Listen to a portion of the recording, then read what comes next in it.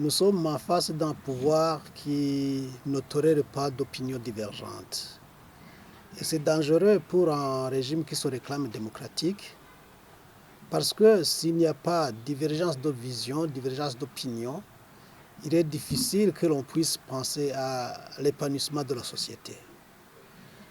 Et par le passé, on a connu un monopartisme avec l'UPRONA depuis 1966 à 92-93, mais on aura vu les dérives que le régime de l'UPRONA a été responsable. Devrait-on nous attendre à pareil, ou peut-être même pas au pire? Alors je me dis que, sincèrement, l'histoire ne nous a rien appris.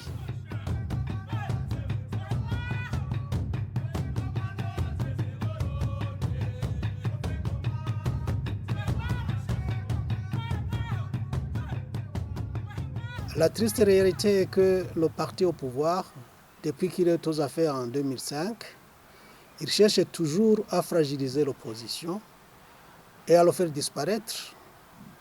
Pourquoi pas? Vous savez ce qui s'est passé avec Frodebo en 2007-2008, je crois, avec ce fameux phénomène de nyakurisation.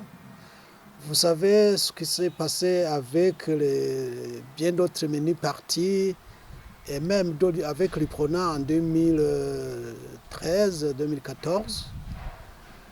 Et donc, vous savez aussi combien le CNDD-FDD et son régime a tout fait pour que le parti CNL, dont on m'avait subtilisé en 2010, ne puisse se rassembler et se réunifier.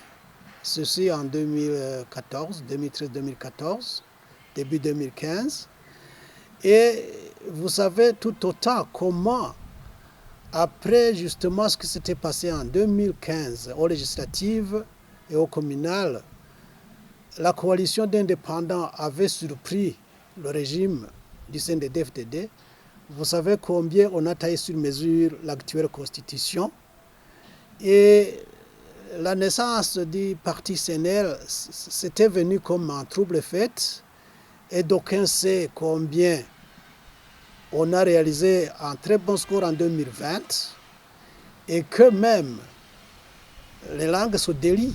Même ceux-là qui ont soutenu que le verdict des urnes proclamé par le CNDD-FDD à travers sa CENI était bel et bien correct. Et là, je me réserve de citer nommément qui ou qui, mais parmi ces diplomates-là, qui avaient essayé d'être derrière le CNDD-FDD, ils reconnaissent tout au moins que le parti CNL avait gagné les élections de 2020 à hauteur de plus de 60%. Donc vous comprenez qu'avec pareille situation, le régime du CNDD-FDD ne pouvait pas être confortable et accepter une énième compétition en 2025. C'est pourquoi on a manipulé certains des responsables du parti CNL pour finalement réussir le coup, le hold-up de mars 2024 en Gozi.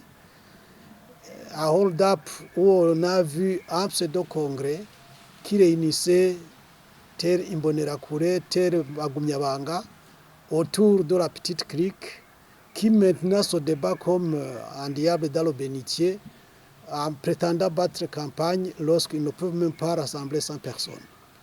Donc, voilà la genèse de tout cela. C'est uniquement ce désir du CNDD-FDD de se maintenir au pouvoir, peu importe le bilan des réalisations pour la nation burundaise.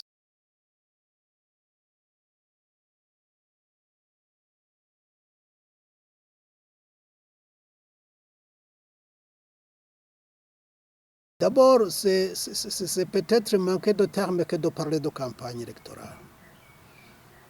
Parce qu'une campagne électorale, ça suppose qu'on a des gens qui sont en compétition. Maintenant, le CNDD-FDD a essayé de tout faire, tout monter pour qu'il soit rassuré d'avoir 100%. à défaut plus de 90%. Vous le savez plus que n'importe qui peut-être. Allez voir le design de la CENI. Donc, à partir de la CENI, descendez au niveau des provinces, des communes. Les organes de gestion du processus électoral, c'est 100% CNDD-FDD.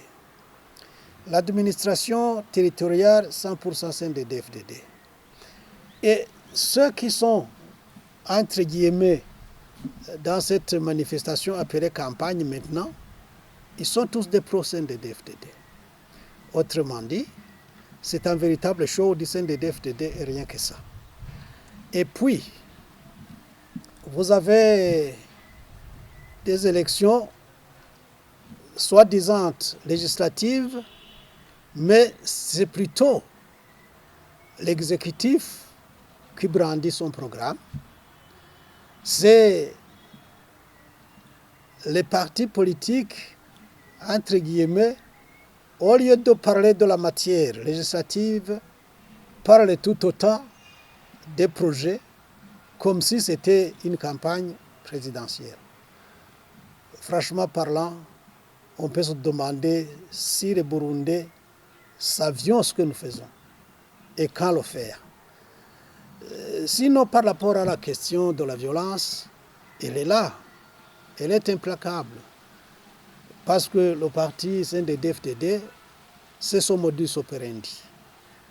On a des cas recensés de violence, notamment au niveau même de l'octroi de la carte d'électeur, des gens de qui on subtilise leur carte d'électeur pour qu'on en fasse ce que l'on veut. Et il y a des gens qui sont à cette soi-disant campagne qui crient comme quoi ils sont violentés par les Imbonerakure. Des cas à Ruyigi, des cas je ne sais où. En tout cas, ça n'étonne pas que la jeunesse du CNDD-FDD se comporte de cette manière. Parce qu'elle est faite pour ça, elle doit le faire, c'est son job.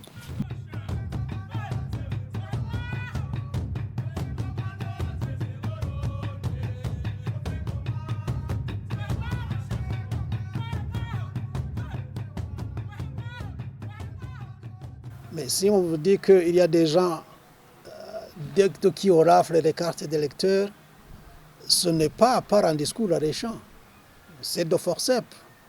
Et qu'il fait?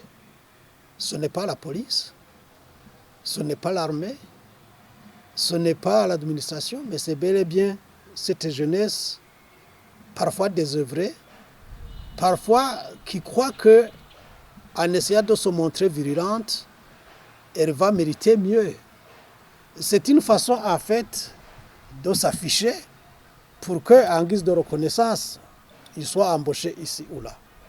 Mais il se trompe parce que, en termes de création d'emplois, je pense que le pouvoir burundais n'est pas vraiment champion.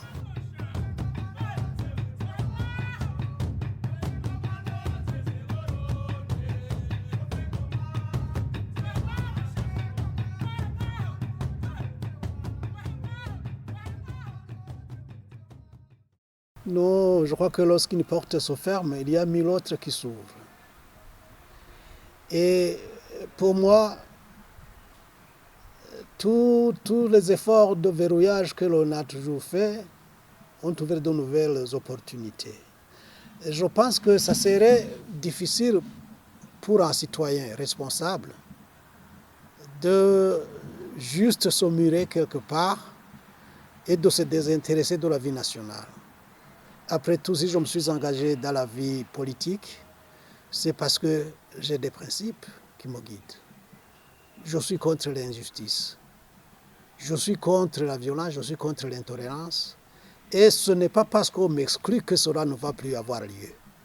Alors, tant que la matière est là, je trouverai une façon ou une autre d'être toujours actif.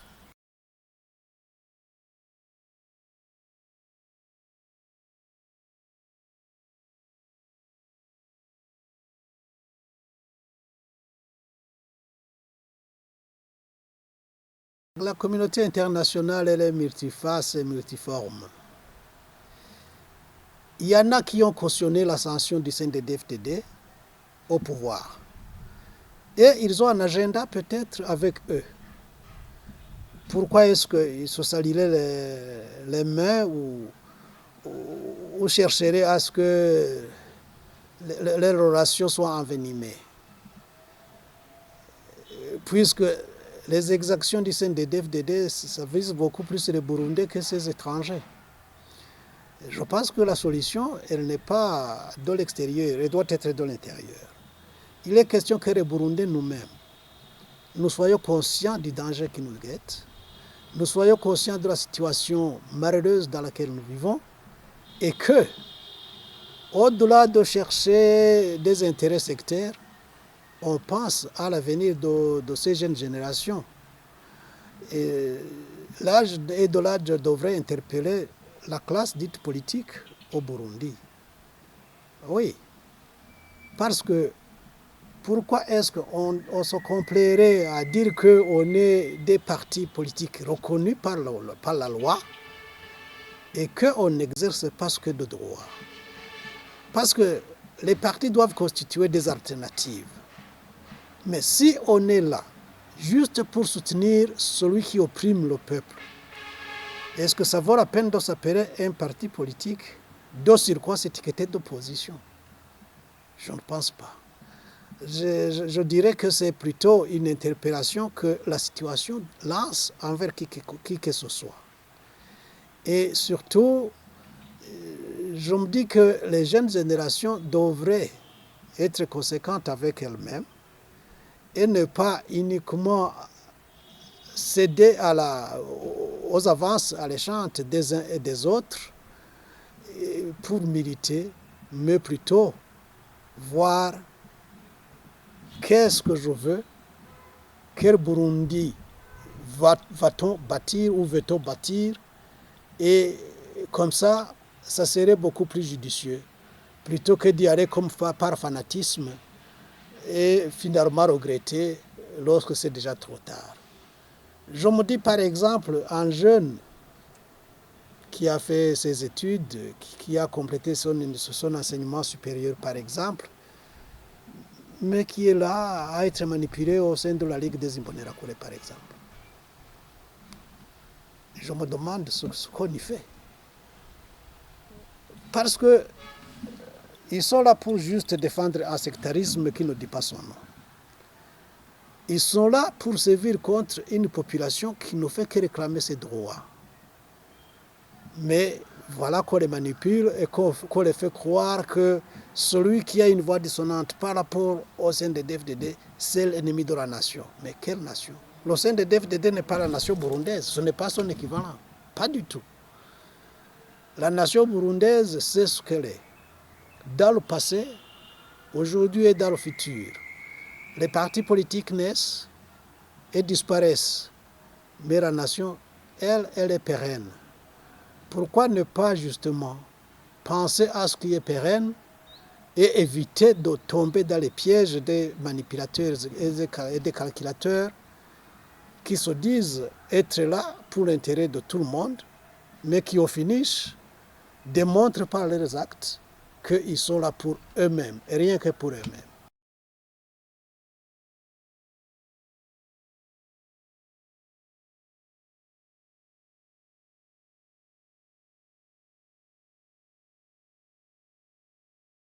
Je ne peux pas regretter des décisions que j'ai prises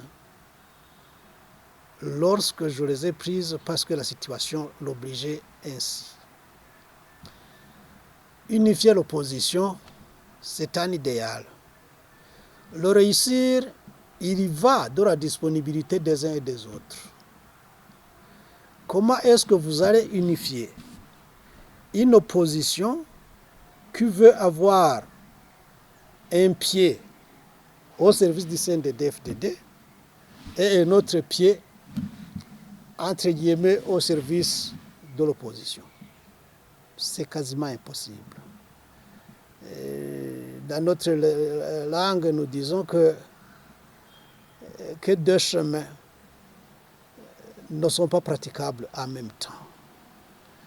Donc, soit on est à l'opposition, soit on est à la majorité présidentielle. Mais on ne peut pas être à la fois aux côtés de la majorité présidentielle et aux côtés de l'opposition. Surtout lorsqu'il s'agit de voir ce qui est juste. L'opposition, c'est ici au Burundi où on entend même parler d'histoire qu'on n'entend pas ailleurs. Opposition extra-parlementaire, opposition, tout ça. À quoi ça rime? On dit opposition extra-parlementaire, tous ces partis qui lèchent la botte au sein des DFDD. Et on ne veut pas reconnaître l'opposition parlementaire.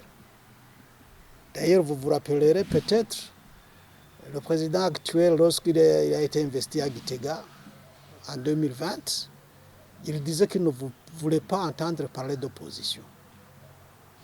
Alors vous comprenez qu'à ce moment-là, l'opposition devient alors quelque chose de très mauvais. Et d'ailleurs, pourquoi toujours parler d'opposition au lieu de parler d'alternative? Je pense que si les gens pouvaient penser justement à constituer une alternative au pouvoir, à ce moment-là, les avances qui sont uniquement une sorte de manipulation des uns et des autres ne pourraient pas avoir un terrain sur lequel atterrir. Et donc, on ne peut pas chercher des intérêts auprès du pouvoir et en même temps chercher à être une alternative du même pouvoir. Il faut savoir faire le choix entre les deux. Voilà ce qui justifie justement les décisions que j'ai toujours prises. Pour moi, je me dis que ce qui est positif au niveau du pouvoir, tout le monde, en tant que citoyen, est obligé, est appelé à le soutenir. Mais ce qui n'est pas correct, de surcroît, si on est dans la partie alternative, il n'y a pas lieu qu'on soutienne ça. Il faut plutôt dénoncer. Et dénoncer, ce n'est pas condamner. Dénoncer, c'est juste une façon de lancer un clin d'œil à celui-là qui est appelé à gérer en ce moment-là pour qu'il puisse corriger ce qu'il peut corriger. Mais s'il se fige et refuse justement d'être interpellé, ça ne doit pas devenir comme une insulte envers celui qui prend une position claire et nette, comme quoi on ne peut pas payer allégeance à ceux qui gèrent par sectarisme au lieu de promouvoir la société à sa totalité. Voilà ce que je peux dire pour justifier mon attitude par le passé, par le présent et pourquoi pas par le futur. La complaisance, la compromission, ce n'est pas ma nature. Oui.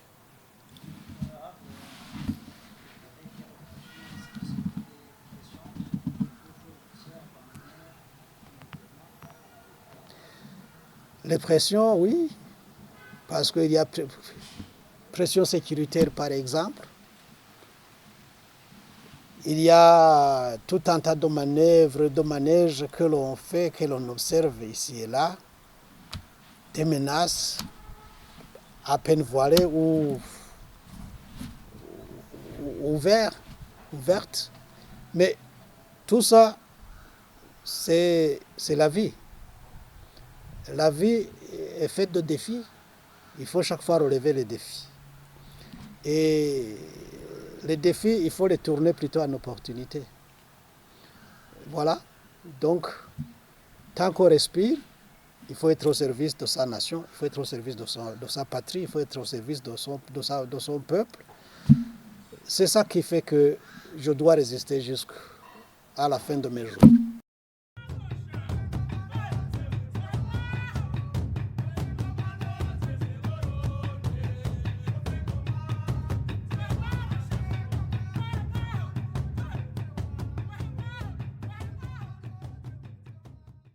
une nouvelle formation politique, dans quelle ambiance? Je ne pense pas que l'on devrait beaucoup plus chercher à mettre en place des structures qui ne peuvent pas exister tant que l'attitude du pouvoir est aussi farouche que ça. En tout cas, le décor politique du Burundi aujourd'hui démontre à suffisance que le multipartisme n'est pas encore au rendez-vous dans ce pays. Peut-être le sera-t-il demain, je ne sais pas. Mais je me dis qu'avec des élections mal préparées comme celles qui vont avoir lieu en quelques jours, je vois mal une réforme législative qui ferait que l'opposition, qui ferait que le multipartisme soit une réalité dans notre pays, le Burundi. N'en déplaise, chaque citoyen a droit à travailler, à œuvrer pour l'essor de sa nation. On peut toujours faire de la politique sans toutefois être dans les partis politiques. Quant aux alliances, je pense que les Burundais, partis politiques, de l'opposition ou de la mouvance, société civile, clergé, et tous ceux qui ne se reconnaissent même nulle part, mais qui sont citoyens burundais, nous sommes tous interpellés. Je pense que la situation que vit le Burundi aujourd'hui mérite une analyse approfondie par tout le monde. Et là, je me dis qu'une conférence nationale pour redéfinir les perspectives de cette nation est une nécessité impérieuse. Ceci, c'est un bouffée d'oxygène qu'on lance à son pouvoir qui s'essouffle. C'est un bouée de sauvetage qu'on lui laisse parce que c'est un pouvoir sombrant. S'il ne saisit pas ça, et que demain, après-demain, les Burundais aillent jusqu'à prendre une attitude suicidaire et chercher à conquérir leurs droits par les armes, ça serait quand même catastrophique. Je me dis que si nous sommes réellement responsables, si le régime en place est vraiment conscient de la situation de ce pays, il devrait entendre cette voix qui appelle à un dialogue entre Burundais. C'est un dialogue sans calcul mesquin. C'est un dialogue qui est de nature plutôt à chercher à redresser une nation qui est littéralement au fond du puits. Et là, c'est le rôle de tout un chacun. On est dans les partis politiques, on n'y est pas, mais on est burundais. C'est ça qui compte le plus. Donc, si on devrait parler à venir, ne parlons pas à venir des partis politiques, ne parlons pas à venir des individus de façon isolée, mais pensons à venir du Burundi comme une société unie, une société qui doit nous rassembler tous, sans exclusion, sans discrimination. C'est ça qu'il nous faut.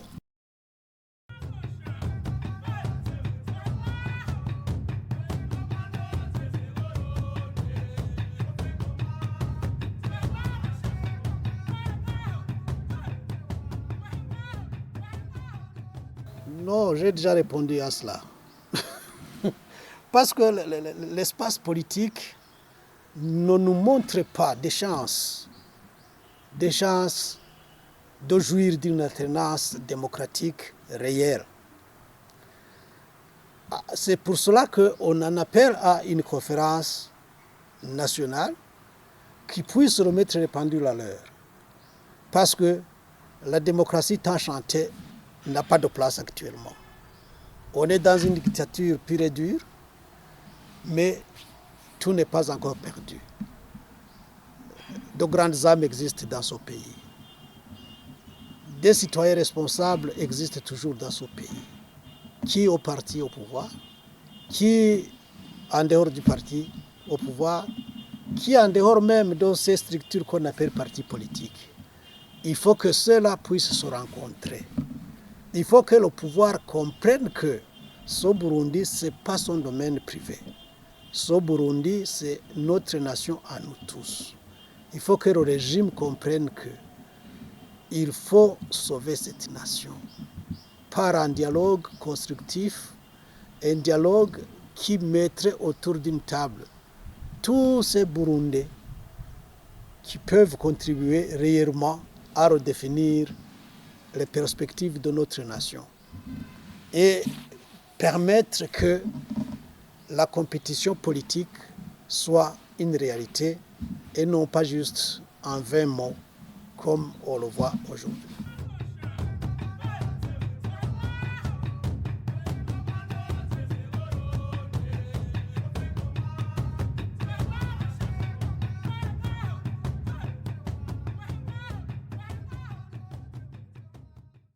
C'est ça son intention affichée depuis lors. Comme je l'ai dit auparavant, ce que l'on a fait aux différents partis, à commencer par le FRODEBU, l'UPRONA, FNR, CNR aujourd'hui, c'est une preuve suffisante que le CNDD-FDD n'entend rien à un multipartisme réel. Un multipartisme de façade, ça les arrange. Parce qu'ils sont habitués à manipuler les uns et les autres. Et ça, si ça les arrange, ça défait la nation burundaise, malheureusement. Alors, ce qui est recommandable, c'est qu'ils abandonnent cette stratégie. C'est pour leur intérêt immédiat et c'est pour leur intérêt futur, pour leur jeune génération, leur descendance. Il faut qu'ils y pensent, il faut qu'ils prennent le temps de récapituler leur existence au pouvoir depuis 20 ans, pratiquement. S'ils trouvent quoi que ce soit de positif dans leur démarche, mais je pense qu'ils n'en trouveront pas. S'ils en trouvaient, ils se diraient qu'il était judicieux de continuer sur cette lancée. Mais j'espère qu'ils n'en trouveront pas. Et de là, les inviter à changer de cap et reconnaître que l'homme a des forces et a des faiblesses. Et en termes de gouvernance, en termes de gestion de la société, vraiment, ils ont toujours été à côté de la plaque. Autant mieux accepter que les Burundais, quand même, puissent revivre, puissent pousser un ouf de soulagement et laisser les Burundais décider de leur sort et non pas chercher toujours à leur imposer ce qui n'est pas du tout salutaire pour cette nation.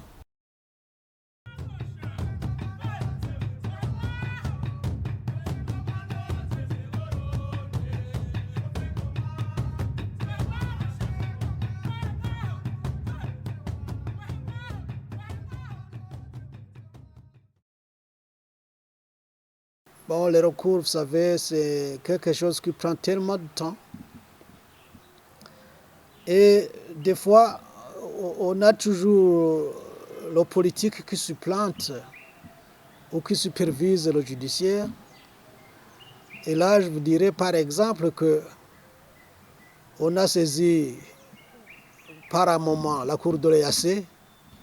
On a vu comment cette cour s'est comportée. On n'a pas remarqué de différence entre cette cour-là et nos cours et tribunaux.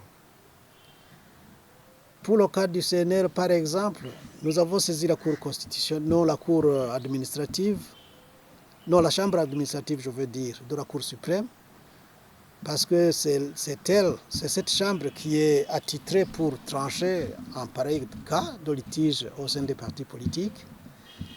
Et selon les lois en vigueur, cette Chambre dispose de 60 jours pour trancher.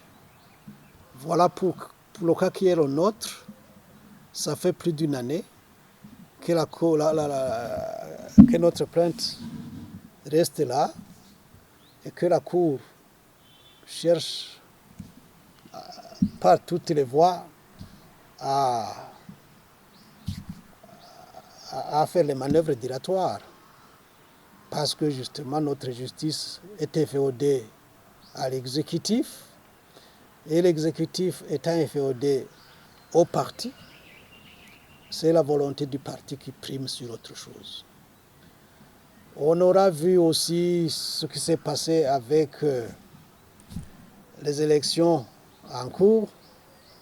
On a vu comment une coalition à laquelle on avait droit d'appartenir a elle aussi été manipulée pour nous exclure lors du recours auprès d'une cour constitutionnelle qui est toujours au service de celui qui la nomme. Autrement dit, les recours juridiques, c'est une bonne chose, c'est recommandable, mais les chances d'avoir gain de cause sont très minimes. Et c'est parmi tant d'autres tares qu'il faut songer à corriger dans notre société.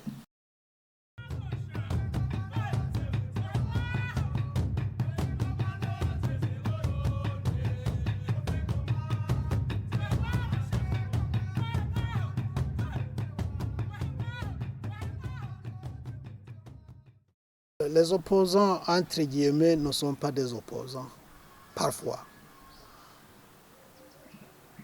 Et d'ailleurs, vous pouvez vous imaginer un Burundi qui renoue avec le multipartisme dans un contexte qui n'est pas du tout intrinsèque, parce que l'UPRONA se refusait à tout dialogue, se refusait à tout multipartisme, mais parce qu'il y a eu un forcing d'ailleurs, avec la conférence de la Baule, on entre dans la danse. Donc, c'est comme si on le faisait la mort dans l'âme. Et pour le décor, vous savez que là aussi, on avait dicté des lois qui devaient écarter la véritable opposition à l'époque et juste favoriser une certaine opposition de pacotille, si je puis l'appeler ainsi. On verra avec les négociations d'Arusha, on verra des partis politiques qui naîtront dans cet engouement-là où les partis politiques pouvaient facilement bénéficier d'un poste ministériel. Et donc, pour la forme, les gestionnaires politiques pouvaient favoriser celui-ci ou celui-là afin d'avoir un soutien de ces derniers dans certaines circonstances. Alors, cette ambiance dans laquelle les partis politiques, certains partis politiques sont nés, fait que justement, l'attitude de ces derniers laisse toujours à désirer. Ça interroge tout le monde. Pourquoi cette situation? Pourquoi cette attitude? C'est justement parce que quelque part, certains partis politiques qui ont été créés pour une cause bien déterminée doivent rester dans la ligne de leur création. Être là comme des satellites du pouvoir. Et donc, démocratie multipartiste,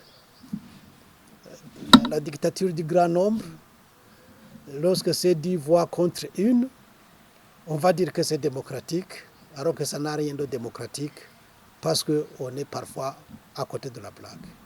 Voilà la triste réalité dans laquelle nos partis politiques ont fonctionné, ou fonctionnent même toujours.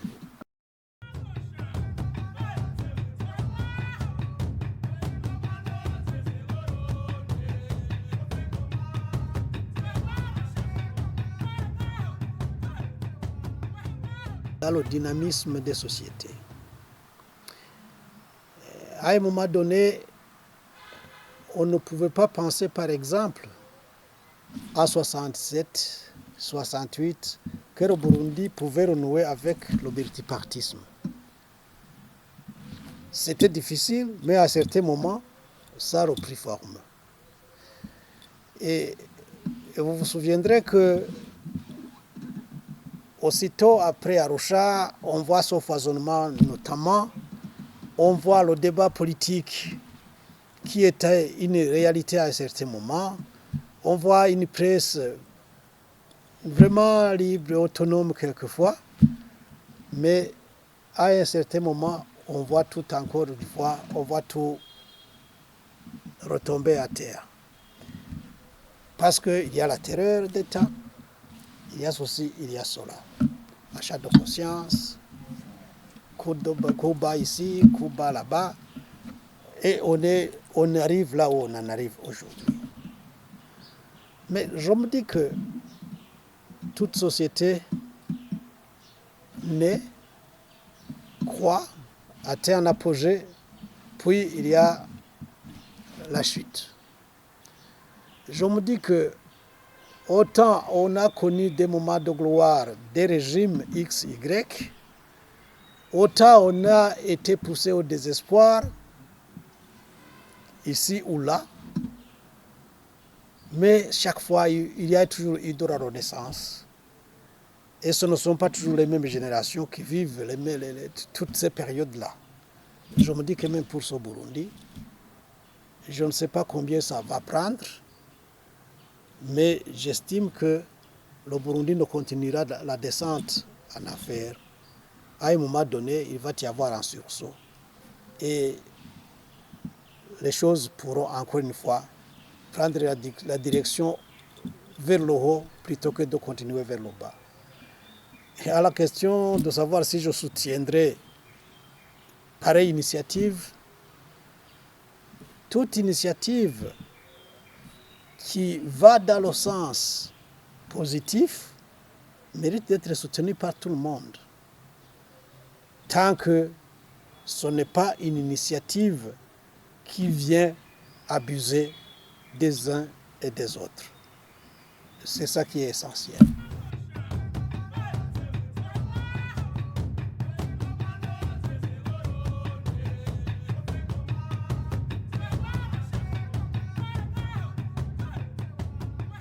Malheureusement, le temps qui reste pour que ces élections aient lieu est suffisamment court.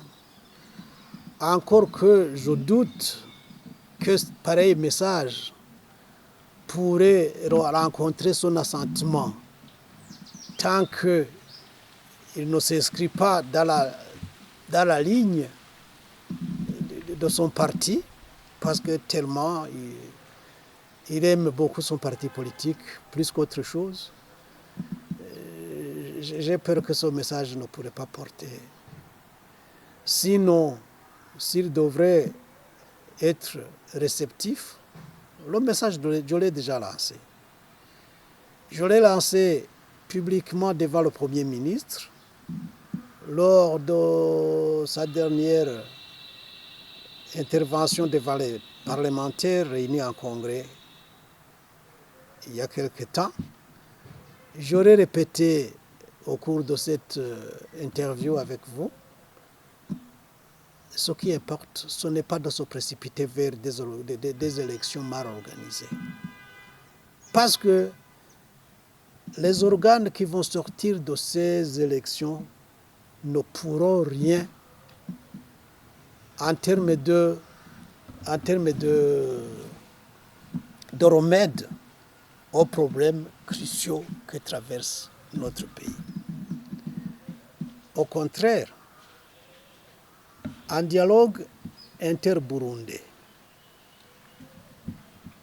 uniquement focalisé sur comment relever ce pays qui sombre depuis une bonne vingtaine d'années. Cette conférence-là, c'est là qui pourrait même dire aux Burundais comment préparer de bonnes élections.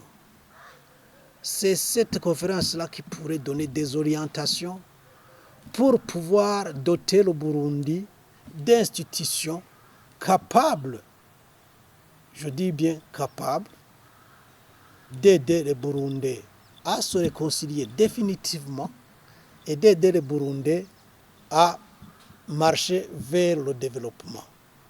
Sinon, jusqu'aujourd'hui, on va nourrir la population de slogans, on va toujours nous dire des discours alléchants, mais aussitôt après, on verra tous les abus venir en cascade et finalement, au lieu de fonder l'espoir d'un lendemain meilleur, on va plutôt pousser les gens vers des désespoirs, vers des déceptions qui peuvent affecter la santé mentale de plus d'un Burundais. On est suffisamment affecté déjà. On mérite plutôt une cure plutôt que de continuer sur cette lancée-là. Donc, c'est ça que je pourrais lui dire. Qu'il comprenne qu'une conférence nationale est nécessaire, plus qu'autre chose. Mais autre chose, c'est que lui, comme président de la République, il devrait être au service du pays et ne pas être comme juste au service du parti, comme s'il présidait son parti politique. Il doit quand même être au-dessus de la mêlée. C'est ce que je peux lui dire.